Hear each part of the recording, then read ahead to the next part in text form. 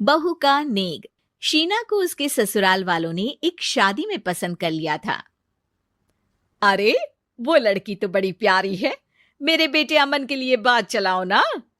बस फिर क्या था, किसी रिश्तेदार के दखल से दोनों की शादी हो जाती है। लेकिन शीना की सास पारुल और उसकी देवरानी आसपास ही रहते थे। शादी के बाद शीना कहती है, सुनिए जी, ये चौका छूने की क्या रस्म होती है, जानते हैं क्या आप? अरे नहीं यार। हाँ, पर मम्मी को चाची से बोलते सुना था कि आज तुमको किचन की जिम्मेदारी देंगे, तो वो लोग आ रहे हैं खाना खाने हमारे घर। हे भगवान, ये कैसी रस्म है? साड़ी पहनकर किचन में खाना बनाना, ये तो कंप्यूटर की कोड को डिकोड करने से भी ज्यादा मुश्किल काम है। अरे चिंता क्यों करती हो, माँ है ना, सब संभाल लेंगी। वो बहुत समझदार है।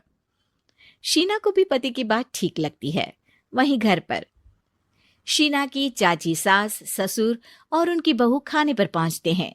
शीना की चाची सास उसकी सास से कहती है, अरे कहाँ है दीदी, आप अभी भी किचन में हैं क्या? रस्म बहू की है या आपकी? चाची की बहू कहती है, और हमारी चौका छूने की रस्म थी तो हम तो सुबह 4 बजे ही किचन में पहुंच गए थे। अरे तेरी ताई ने सर पर चढ़ा रखा है बहू को। शीना सबकी बात सुने बगैर सामने आती है। अरे आज तो तेरी चौका छूने की रस्म थी ना, तुम ही देर से आई हो। वो चाची, मुझे ना साड़ी बांधने में देर हो गई। तो वक्त से उठा करो ना, पता है जब नई शादी है, रस्में होनी है, तो फिर थोड़ा कम आराम कर लोगी तो कुछ घट नहीं जाएगा। शीना की सास को बहुत बुरा लगता है कि चाची उसकी बहू से ऐसे बात कर रही है। अरे शीना, चलो किचन में, मैं तुम्हें समझा देती हूँ कि कैसे क्या करना है। देखो, मैंने सब बनाकर यहाँ रख दिया है। तुम्हें सिर्फ हलवा बनाना है, उसकी भी पूरी तैयारी कर दी है बेटा। बस किशमिश डालकर हलवा में मिलाकर लेकर आ जाना। बस फिर क्या था, एक एक कर शीना सारा खाना टेबल पर लगा देती है। अरे बहू ने इतना सब बना दिया, वाह जी वाह। तभी शीना बोल देती है, नहीं नहीं चाची, ये सब तो माँ ने बनाया है, मैंने तो सिर्फ इसे टेबल पर लगाया है। वो साड़ी पहनकर काम करना अभी थोड़ा मुश्किल होगा ना। चाची सास तो सुनकर मानो बेफर ही जाती है। ये क्या बात हुई दीदी, मैं जब शादी कर कर आई थी तो आप बड़ी थी, पर किचन में ना आप आई और ना माँ जी। हाँ, क्योंकि उस वक्त मैं बहू थी और मुझे सास के हिसाब से काम करना था।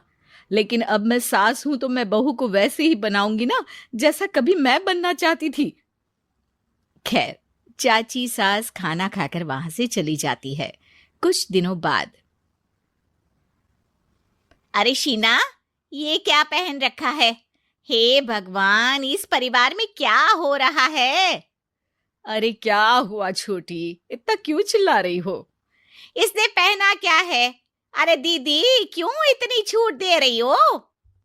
शीना, जो कि सलवार सूट पहने खड़ी थी, चाची के गुस्से को देखते ही अंदर चली जाती है।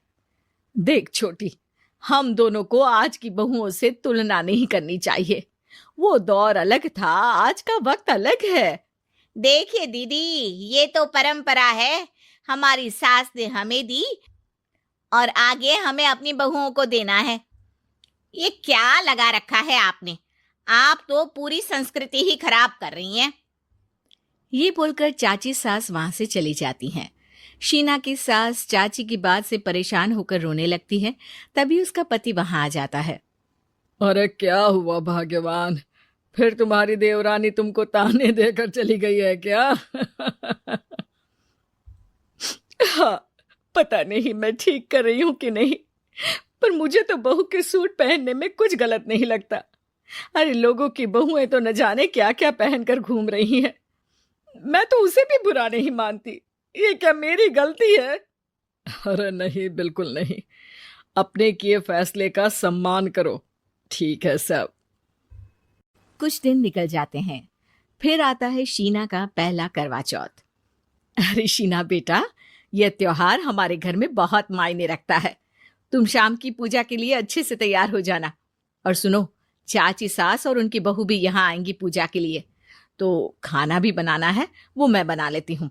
तुम बस आज के दिन साड़ी पहनना बेटा। शीना समझ नहीं पाती है कि चाची सास के आने पर उसकी सास उसे साड़ी पहनने को क्यों बोलती है। नहीं नहीं माँ जी, मैं सारा खाना बना लूंगी, आप उसकी चिंता ना करिए, अब तो मैंने सब कुछ सीख लिया है। शीना की सास उसकी बात पर खुश हो जाती है। छोटी को पता न चले कि मेरी बहू घर में सूट पहनती है, तो मैंने आज साड़ी पहनने को बोल दिया। क्यों लोगों को बिना वजह बात बनाने का मौका दे।